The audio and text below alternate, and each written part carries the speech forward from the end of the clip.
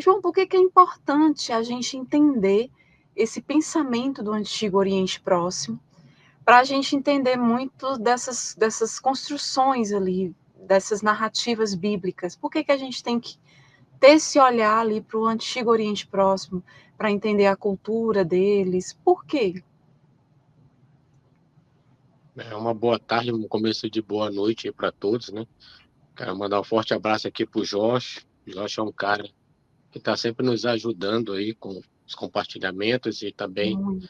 ele sempre consegue estar nas lives, né? Tenho a minha admiração, tenho o meu respeito, né? Isso é muito importante na vida da gente que está aí fazendo esse trabalho, né? Então eu agradeço muito aí ao Josh e, claro, a todos que estão aqui nessa live, né?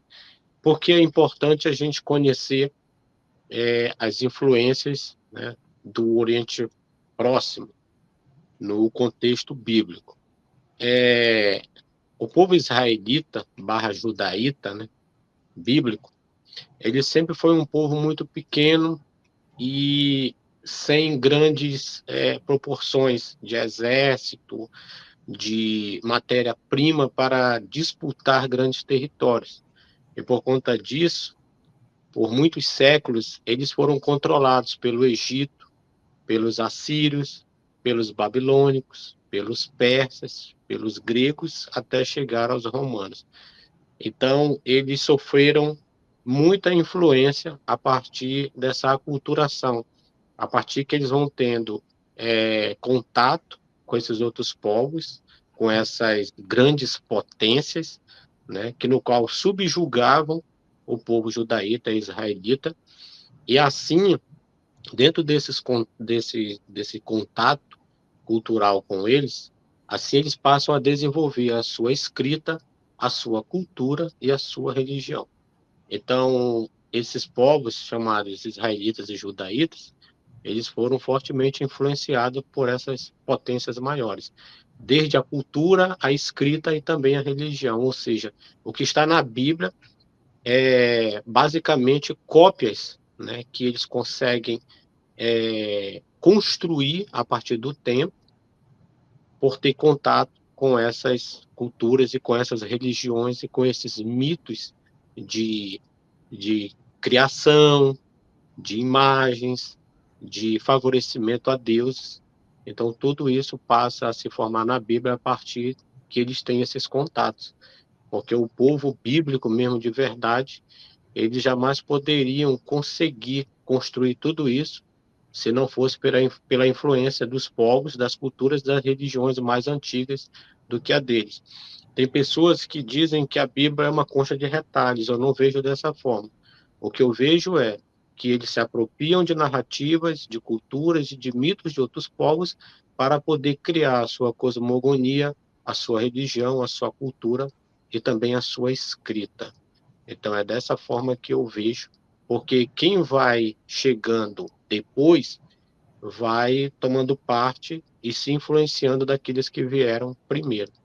Então é dessa forma que a gente tem que ver, ler a Bíblia para entender ela no contexto no qual ela foi escrita e no tempo que ela foi escrita, e não no século XXI, em português, com a imagem, com a visão de um brasileiro do século XXI.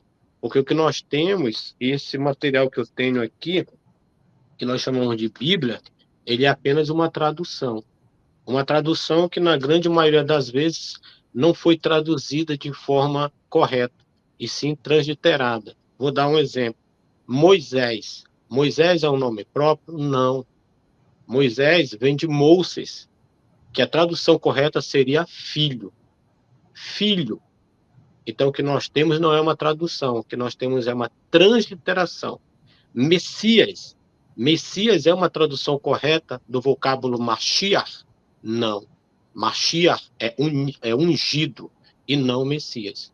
Então, o que nós temos é transliterações, porque o correto mesmo era que deveria estar o nome próprio. E nome próprio não se traduz. O meu nome é João, em qualquer lugar do mundo que eu for, mesmo enrolando a língua, o camarada vai tentar chamar o meu nome João e não tentar traduzir, porque nome próprio não tem como traduzir. Então, eles acabaram que Quando eu deixo o nome próprio ali, eu vou colocar nas pessoas, na mente das pessoas, o senso crítico. Outro exemplo, El era o deus supremo do panteão cananeu. O que foi que eles fizeram? Pegaram o nome próprio El e transformaram numa partícula para Deus. Então, em todos os lugares da sua tradução em português, vai estar Deus. Mas quando você vai para o hebraico, vai estar o nome próprio do Deus lá, no qual a referência está em hebraico. Então, eles traduziram, né, de forma incorreta aquilo que não era para traduzir. Então, é muito importante a gente estudar não só o antigo Oriente Próximo, mas todas as culturas que permeia dentro desse sistema religioso que vem antes do livro chamado Bíblia e da religião chamada judaica. Exatamente. João, aí tem só uma perguntinha do Jailson. De fato, o Deus da Bíblia é um Deus criado, não é isso? Todo Deus é criado. Todo Deus de qualquer religião, de qualquer cultura, ele passa da criação da mente humana. Porque se existe um Deus que ele criou todo o universo e ele está sobre todas as coisas, então ele tem por particular, pelo seu próprio poder, fazer com que toda a criação dele tenha só ele como Deus, e não um monte de deuses diferentes, religiões diferentes no planeta. Se nós estivéssemos hoje, nessa live aqui, no Egito hoje, provavelmente nós seríamos muçulmanos. Nós estaríamos falando aqui de uma outra religião. Se nós estivéssemos hoje numa live aqui, vamos dizer, em um local da Pérsia, aonde o zoroastrismo ainda existe, certamente nós estaríamos falando do zoroastrismo, de Zoroastro. Ou seja, a religião, ela faz parte do berço cultural aonde você nasce. Entendeu? Você nasce ali, você já é introduzido naquela religião ainda pelo berço familiar. Então, quando as pessoas falam, quando as pessoas batem no peito e dizem que o Deus da Bíblia é o verdadeiro, elas não sabem o que estão dizendo. Porque se eu for para um outro local do país, do mundo, aonde a religião não é a cristã, certamente eu vou nascer e vou ser inserido em uma outra religião, de um outro Deus e de uma forma diferente da que é do cristianismo. Dentro da cultura, dentro do idioma e dentro da própria religião. É por isso que eu sou agnóstico. Perfeito, eu também. Eu sempre digo, eu já nasci assim até. Desde pequena, sou assim. Então, lembrando que o agnóstico ele é um buscador, né? Ele não...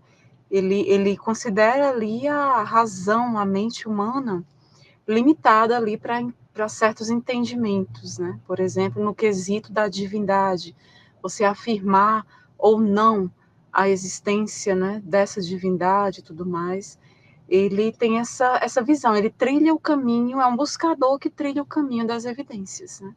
Assim eu me vejo agnóstica, né? Esse E tipo quando de eu falo pensamento.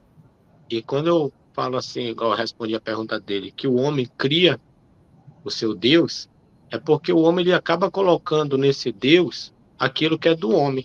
Ciúme, Exatamente, amor, você vê que são é, deuses humanos. isso, ira, um camarada que é suscetível a estupro, a assassinato, a aborto, a um monte de coisas terríveis, né? Que a nossa própria Constituição é contra. E tudo isso está na Bíblia por conta que o homem está criando um Deus conforme a sua imagem e a sua semelhança, e não é o Deus que cria o homem conforme a sua imagem e a sua semelhança. Exatamente. O homem está sempre criando deuses, né? O homem insensato, né? Sempre criando, buscando deuses, né? Buscando salvadores. Basta ver a live aqui que eu fiz segunda, onde vai ter justamente a criação do universo a partir de vários deuses egípcios. Cada um ali, dependendo da localidade no Egito, era o deus principal, o deus criador, né? Falando, o próprio Ptah né, ali em Mênfis, que criou o universo, os outros deuses, criou tudo, né, através da palavra, do pensamento. Então, quem não viu, está aqui fixado o link no chat, marca para ver depois, tá? Que está bem interessante. Tem muitas questões que vocês vão ver, questão do sopro da vida, que também está muito relacionada à mitologia bíblicas, né? É aquele trabalho de mitologia e religião comparada. Então, a gente tem que olhar muito para o Egito para entender certas questões, porque lá eles criaram um panteão com milhares de deuses, né? E os deuses que estavam ali no dia a dia dessas pessoas, deuses que foram criados para explicar questões do dia a dia, questões, fenômenos naturais que eles não entendiam, não tinham entendimento científico para explicar, e eles usavam essas criações. Até a questão do calendário, eu expliquei. O calendário egípcio antes era lunar, um ano tinha 360 dias. Depois houve uma mudança, foi adicionado 5 dias, passou para um calendário solar. Era lunar, passou para ser um calendário solar de 365 dias. Por quê? Eu expliquei nessa live aqui que está fixada no chat. Houve uma questão entre Tot, Consul e Nut. Nut, que é o céu estrelado. Então, tudo isso, imaginário religioso, mitológico, astroteológico, que a gente chama, estava ali funcionando, do antigo egípcio, para explicar tais questões, né? Então, foi bem interessante a live, tá, pessoal? Não deixem de ver, tá? Então, à medida que for, vocês vão deixando aí dúvidas nos comentários, podem deixar. Eu Que posso quando... falar algo aqui rapidinho? Pode, João, com certeza. Quando der, a gente dá uma olhadinha. Eu vi um vídeo hoje, né, de uma pessoa que ela falou que como o povo de Israel passou 430 anos no Egito, muitas das coisas eles trouxeram do Egito. O problema, a verdade é que o Egito controlou Canaã por mais de 3 séculos. Mais de 3 séculos. Não é que o povo de Israel estava lá no Egito. O Egito controlou Canaã por mais de 3 séculos. Os cananeus eram vassalos, né? A Arca da Aliança veio do Egito, a construção de santuário da Bíblia veio do Egito, e muitas outras coisas vieram do Egito. Não porque eles passaram 430 anos lá. Isso é uma lenda, isso nunca aconteceu. É porque eles foram controlados pelo Egito por mais de 3 séculos. Sim. E muitas das pessoas ali de Canaã iam para o Egito estudar, tinham essa oportunidade de estudar no Egito e conhecer muito da religião, dos mitos e da cultura daquele povo. Por e isso as que cartas aconteceu. de Amarna, João, as cartas de Amarna, que eu estou fazendo uma série aqui sobre cartas de Amarna, já tem a parte 1, mostra tudo isso documentado, né, entre os governantes de Canaã, até governantes mesopotâmicos e o Egito. Só que o pessoal da Mesopotâmia era de igual para igual com o Egito. Eram grandes nações, grandes reinos. Canaã não, já era vassala do Egito. Mas a gente vê até matrimônios, registros de matrimônios entre rainhas, né, princesas ali cananeias, o pessoal da realeza de Canaã, Fazer alianças, se né, através casando do com faraós. Só que, assim, não é assim, se casando com faraó, só que essas mulheres se tornavam geralmente segundas ou terceiras esposas. Não era a esposa principal tinha que ser uma egípcia, né? Mas geralmente era assim. Mas aí eles tinham outras esposas, né, secundárias, né? E aí eram essas, a maior parte eram de Canaã, realmente, né? Esses acordos matrimoniais que eles faziam.